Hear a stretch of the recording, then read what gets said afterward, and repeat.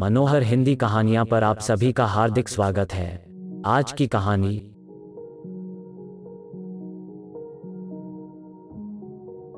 वान्या आज फिर बिगड़े मूड में घर लौटी थी। ऑफिस में उसकी बॉस की हर काम में नुक्स निकालने और टोकने की आदत ने उसे बुरी तरह चिढ़ा दिया था। वो भी पलटकर जवाब देने से खुद को नहीं रोक पाई थी, जिससे तकरार बढ़ती ही चली गई थी। बाई जी, यह इधर पलंग के नीचे कचरा क्यों छोड़ दिया है?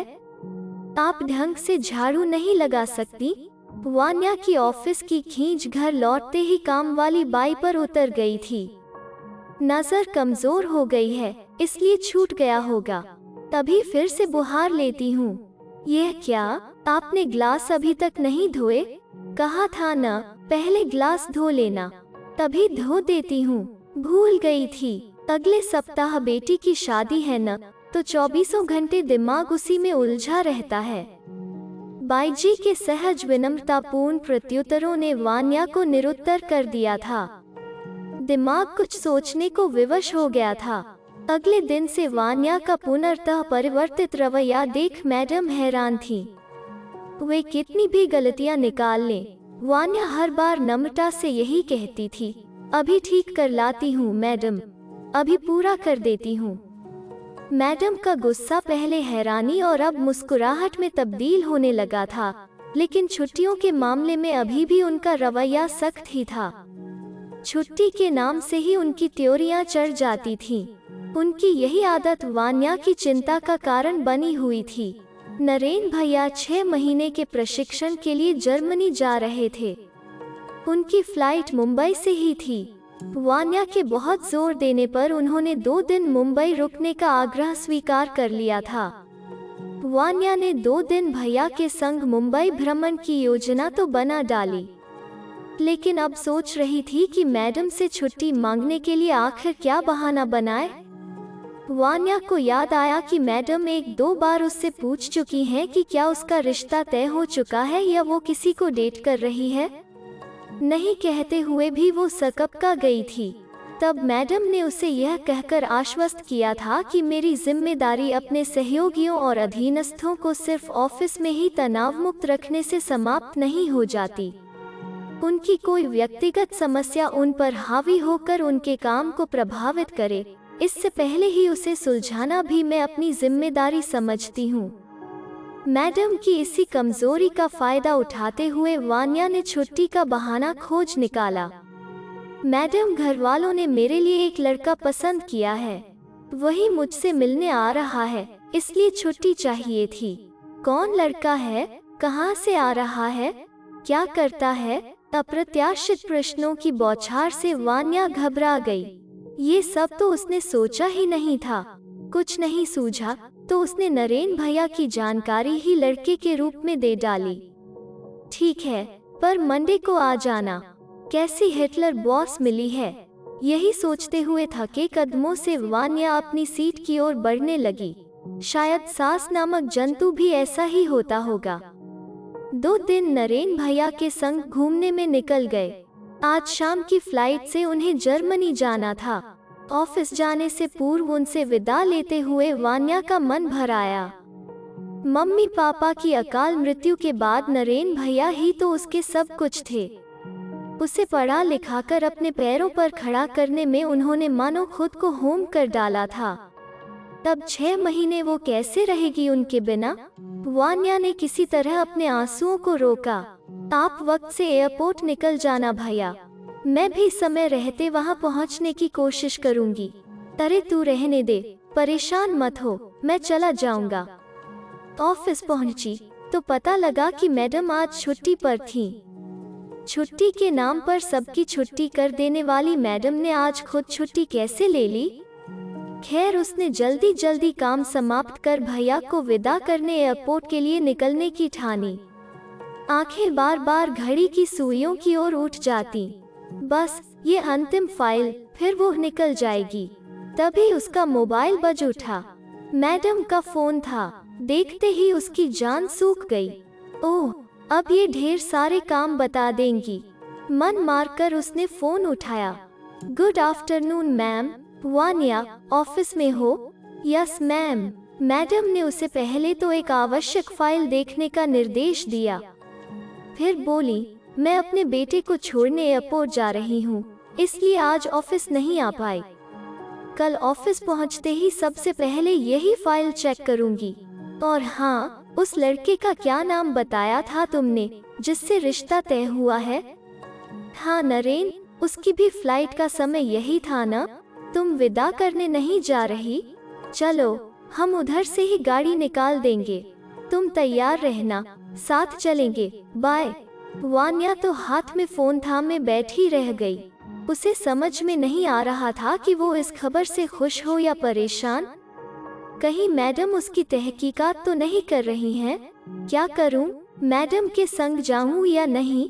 उन्हें मना कर दूं और अलग से निकल जाऊं?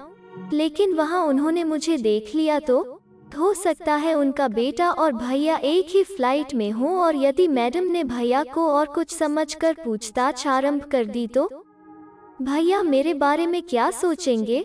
मैं तो वहीं शर्म से जमीन में गिर जाऊंगी। तो फिर जाऊं ही न, लेकिन भैया से वादा किया है। ऊपर से भले ही भैया ने मना किया हो, पर अंत तक उनकी नजरें मुझे ही तलाशती रहेंगी। मैं जरूर जाऊंगी, जो होगा देखा जाएगा। पहले यह फाइल तो निपटा लूं। घर बैठे भी चैन नहीं है मैडम को।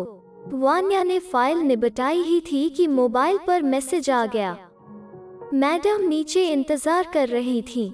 फटाफट बैग समेटकर वान्या नीचे भागी।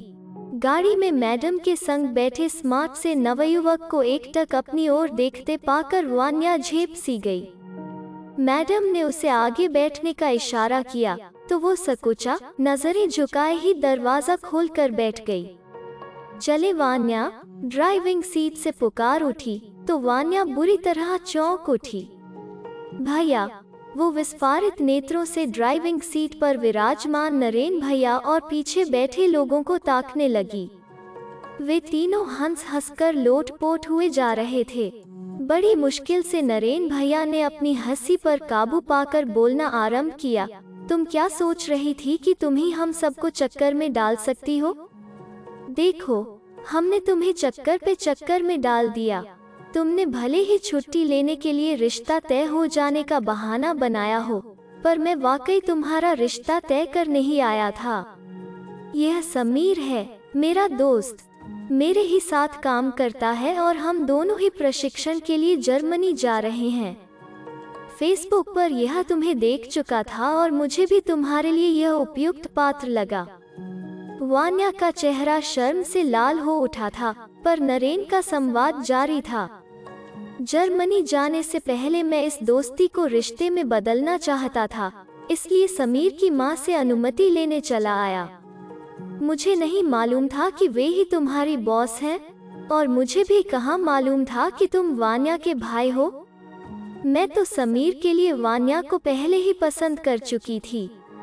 इतनी सुशिक्षित, समझदार, मेहनती लड़की पहली ही नजर में मुझे बहू के रूप में भा गई थी। वो तो इसकी परीक्षा लेने के लिए मैं इस पर बार बार झल्लाती थी, कमियां निकालती थी, पर यह झील की मानिंद शांत बनी रही तो मैं इस पर और भी मोहित हो गई।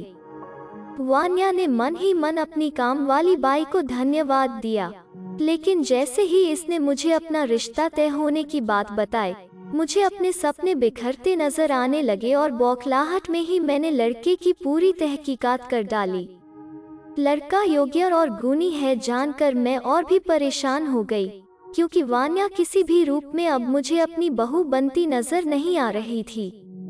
फिर वे वान्या की ओर मुखातिब हो बोलने लगी, आज सुबह वह समीर के दोस्त के रूप में अपनी बहन यानी तुम्हारा रिश्ता समीर के लिए लेकर आया और तुम्हारे बारे में बताने लगा, तो मैं चौंक उठी। यह लड़की तो मेरे ही अधीन काम करती है। और फिर जब मैंने यह बताया कि यह लड़की तो मंगेतर के साथ वक्त बिताने के लिए 2 दिन की छुट्टी लेकर गई है, तो तुम्हारे नरेन भैया के चेहरे पर हवाइयाँ उड़ने लगी थीं। सॉरी भैया, वान्या की गर्दन शर्म से झुक गई थी।